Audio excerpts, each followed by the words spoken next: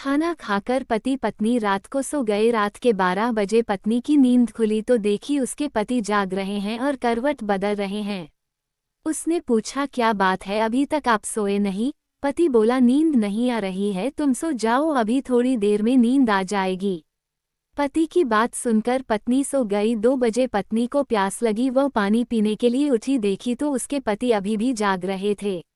वह सोचने लगी, दिन भर फलों का ठेला लेकर कॉलोनी कॉलोनी घूमने वाला आदमी को अभी तक नींद क्यों नहीं आई, जरूर कोई गंभीर बात है। उसने पूछा, क्या बात है जी, कोई परेशानी है क्या, आप मुझे कुछ छुपा रहे हैं? उसका पति उठकर बैठ गया और बोला, नहीं नहीं, टेंशन की कोई बात नहीं है, बस नींद नहीं आ रही है, तुम सो जाओ।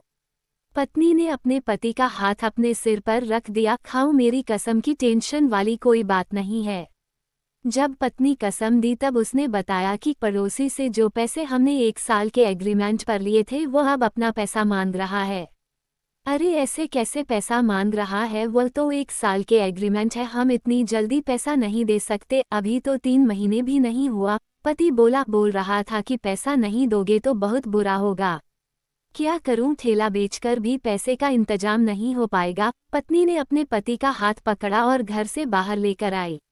रात के 2 बजे थे, वह बहुत जोर जोर से पैसा देने वाले पड़ोसी का दरवाजा पीटने लगी। आवाज सुनकर पूरा मोहल्ला जाग गया और उधार देने वाला पड़ोसी भी बाहर निकाल आया। क्या हुआ, इतना जोरदार से मेरा दरवाजा क्यों पीट रही हैं? वह बोलिए, सुनिए भाई साहब, आपसे पैसा हम 1 साल के एग्रीमेंट पर लिए हैं, 1 साल से पहले पैसा नहीं देंगे। आप मेरे पति को धमकी दे रहे थे कि पैसा नहीं दोगे तो बहुत बुरा होगा।